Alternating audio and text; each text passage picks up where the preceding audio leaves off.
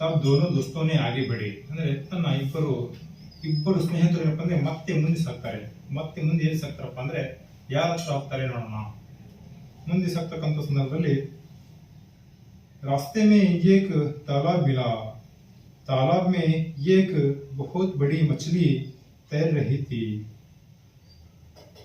ರಸ್ತೆಯಲ್ಲಿ ಏನಪ್ಪಾ ಅಂದ್ರೆ ಒಂದು ದೊಡ್ಡದಾಗಿರ್ತಕ್ಕಂತಹ ಒಂದು ಕೆರೆ ಸಿಗ್ತದ. ಆ ಕೆರೆಯಲ್ಲಿ ಏನಪ್ಪಾ ಅಂದ್ರೆ ಒಂದು ದೊಡ್ಡ ಮೀನು ಏನಪ್ಪಾ ಅಂದ್ರೆ ಈಜುತ್ತಿರುತ್ತದೆ. ಅಂದ್ರೆ ಆ ಮೀನನ್ನು ನೋಡ್ಬಿಟ್ಟು ಇವ್ರು ಏನ್ ಮಾಡ್ತಾರೆ ನೋಡಿ. दोनों दोस्तों वहीं ठहर गए। इब्बರು ಸ್ನೇಹಿತರು ಅಲ್ಲೇ ನಿಂತ್ಕೊಂಡ್ಬಿಟ್ರು. फिर दोनों ने मछली के पास जाकर नमस्कार किया और बोले, हम लोग मकान बनाना चाहते हैं। ಇಬ್ಬರು ಸ್ನೇಹಿತರು ಆ ಕೆರೆಯಲ್ಲಿ ಇರತಕ್ಕಂತಹ ಮೀನನ್ನು ನೋಡ್ಬಿಟ್ಟು ಆ ಮೀನ್ ಹತ್ರ ಹೋಗ್ಬಿಟ್ಟು ನಮಸ್ಕಾರ ಮಾಡ್ತಾರೆ. ನಮಸ್ಕಾರ ಮಾಡಿ ಏನ್ ಹೇಳ್ತಾರಪ್ಪ ಅಂದ್ರೆ, ನಾವು ಇಬ್ಬರು ಏನಪ್ಪಾ ಅಂದ್ರೆ ಮನೆ ಕಟ್ಟಲಿಕ್ಕೆ ನಿರ್ಧಾರ ಮಾಡಿದ್ದೇವೆ. ಅದಕ್ಕೋಸ್ಕರ ನೀನೇನ್ ನಿಮ್ಗೆ ಸಹಾಯ ಮಾಡ್ಬೇಕು ಅಂತ ಕೇಳ್ತಾರೆ. उसके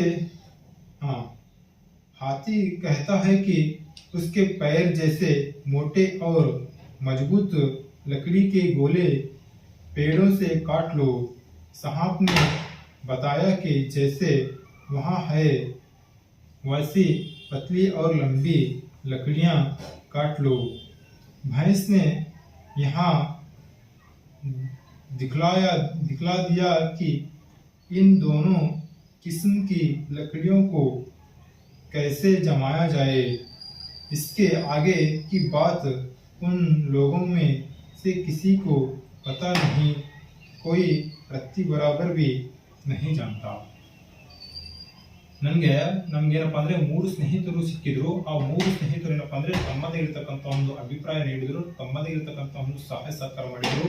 ಮೊದಲನೇದಾಗಿ ಏನಪ್ಪ ಅಂದ್ರೆ ನಮ್ಗೆ ಯಾರು ಸಿಕ್ತಾರಪ್ಪ ಅಂದ್ರೆ ಆನೆ ಸಿಗುತ್ತದೆ. ಆನೆ ಏನ್ ಮಾಡ್ತಪ್ಪ ಅಂದ್ರೆ ಆನೆ ಏನ್ ಹೇಳ್ತಪ್ಪ ಅಂದ್ರೆ, ನೀವು ಮರದಿಂದ ಕಟ್ಟಿಗೆ ತುಂಡನ್ನು ಕಡಿದುಕೊಳ್ಳ್ರಿ, ಗಟ್ಟಿಯಾಗಿರ್ತಕ್ಕಂಥದ್ದು, ಮತ್ತೆ ನನ್ನ ಕಾಲಿನ ಆಕಾರದಲ್ಲಿ ಇರಬೇಕು ಅಂತ ಹೇಳ್ತದೆ. ಮತ್ತೆ ಅದರ ಮುಂದೆ ಏನು ಹೇಳಿಲ್ಲ. ಹಾವು ಕೂಡ ಸಿಗುತ್ತದೆ. ಮತ್ತೆ ಮುಂದೆ ಹಾವು ಏನ್ ಹೇಳ್ತಪ್ಪ, ಹಾವು ನಮ್ಗೆ ತಿಳಿಸಿರ್ತಕ್ಕಂಥ ಮಾತೇನಪ್ಪ ಅಂದ್ರೆ, ನೀವು ಕಟ್ಟಿಗೆ ಉದ್ದವಾಗಿರಬೇಕು, ಮತ್ತೇನಪ್ಪ ಅಂದ್ರೆ ಸಬಳವಾಗಿ, ನನ್ನ ಆಕಾರ ನೋಡಿ ನಾನು ಯಾವ ತರ ಇದ್ದೀನಿ ಅಂತ ಅದು ಕೂಡ ಏನಪ್ಪಾ ಅಂದ್ರೆ ತನ್ನ ಅಭಿಪ್ರಾಯವನ್ನು ತಿಳಿಸ್ಕೊಡ್ತು. ನಂತರ ಮುಂದೇನಪ್ಪ ಅಂದ್ರೆ ಎಮ್ಮೆ ಅಂತ ಹೋಗ್ತಿ. ಎಮ್ಮೆ ಏನ್ ಮಾಡ್ತಪ್ಪ ಅಂದ್ರೆ ತನ್ನ ಸತ್ತಿರ್ತಕ್ಕಂತಹ ಕರುವು ತೋರಿಸ್ತದೆ ನಮ್ಗೆ. ನನ್ನ ಕರುವಿನ ಅಸ್ಥಿ ಪಂಜರ ನೋಡಿ ಆ 4 ಕಾಲುಗಳನ್ನು ಯಾವ್ಯಾವ ತರ ಬಿದ್ದಿದೆ ಆ 4 ಕಾಲುಗಳ ತರಾನೇ ನೀವು ಕಟ್ಟಿಗೆಯನ್ನು ನೆಲದಲ್ಲಿ ಹೂಣಬೇಕು. ನಂತರ ಅಸ್ಥಿ ಪಂಜರದಂತೆ ಏನಪ್ಪಾ ಅಂದ್ರೆ ಕಟ್ಟಿಗೆಯನ್ನು ಜೋಡಿಸ್ಕೋಬೇಕು ಚಪ್ಪರದಂತೆ ಅಂತ ಎಮ್ಮೆ ನಮ್ಗೆ, ಮತ್ತೆ ಎಮ್ಮೆ, ಆನೆ, ಹಾವು, ಎಮ್ಮೆ ನಮ್ಗೆ ತಿಳಿಸ್ಕೊಟ್ಟಿರ್ತಕ್ಕಂತಹ ಮಾತು ಇಷ್ಟೇ ಅಂತ ಹೇಳ್ತಾರೆ. ಇಬ್ಬರು ಸ್ನೇಹಿತರು ಹೇಳಿದ ನಂತರ ಇದ್ರ ಮುಂದೆ ಏನ್ ಮಾಡ್ಬೇಕು ಅಂತ ಈ 3 ಜನರು ಕೂಡ ನಮ್ಗೆ ಹೇಳಿಲ್ಲ. ಅದಕ್ಕೋಸ್ಕರ ನಿನ್ಗೆ ಏನಾದ್ರು ಗೊತ್ತಿದ್ರೆ ನನ್ಗೆ ಹೇಳು ಅಂತ ಮೀನ್ ಹತ್ರ ಬಂದ್ಬಿಟ್ಟು ಮೀನ್ ಕೇಳ್ತಾರೆ. ಮೀನು ಏನ್ ಹೇಳ್ತದೆ ನೋಡೋಣ. मछली ने कहा, आप लोग जरा मेरी पीठ की पट्टियां ध्यान से देख लो, फिर पेड़ों से बहुत सी पत्तियों तोड़ लो। ನೀವು ಏನ್ ಮಾಡ್ರಿ, ಗಮನವಿಟ್ಟು ನನ್ನ ಬೆನ್ನಿನ ಮೇಲಿರ್ತಕ್ಕಂತಹ ಗೆರೆ ನೋಡ್ಕೋರಿ. ಗೆರೆ ಯಾವ ತರ ಇದೆ, ಪಟ್ಟಿಯಾಗಿ ಯಾವ ತರ ರೌಂಡ್ ಆಗಿ ನನ್ನ ಬೆನ್ನಿನ ಮೇಲೆ ಪಟ್ಟಿಯಾಗಿದ್ದಿಲ್ಲ, ಆ ಪಟ್ಟಿಯನ್ನು ನೋಡ್ಕೋರಿ ಚೆನ್ನಾಗಿ ಅಂತ ಮೀನೇನಪ್ಪ ಅಂದ್ರೆ ಆ ಇಬ್ಬರ ಸ್ನೇಹಿತರಿಗೆ ಹೇಳ್ತಾರೆ.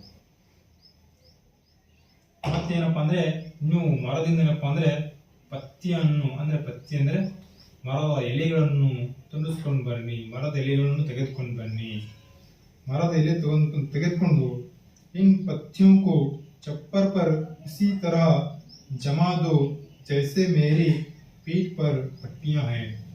ಈ ಎಲೆಗಳನ್ನು ತೆಗೆದುಕೊಂಡು ನೀವು ಏನ್ ಮಾಡಬೇಕಪ್ಪ ಅಂದ್ರೆ ನನ್ನ ಬೆನ್ನಿನ ಮೇಲೆ ಯಾವ ತರ ಪಟ್ಟಿಯಾಗಿದೆ ಅದೇ ತರ ಏನಪ್ಪಾ ಅಂದ್ರೆ ಒಂದೊಂದಾಗಿ ಏನಪ್ಪಾ ಅಂದ್ರೆ ಚಪ್ಪರದ ಮೇಲೆ ಜೋಡಿಸ್ಕೊಂಡು ಬನ್ನಿ ಅಂತ ಮೀನ್ ಹೇಳ್ತಾರೆ. मछली की बात सुनकर दोस्तों की समझ में आ ही गया कि अब वे मकान बना सकते हैं।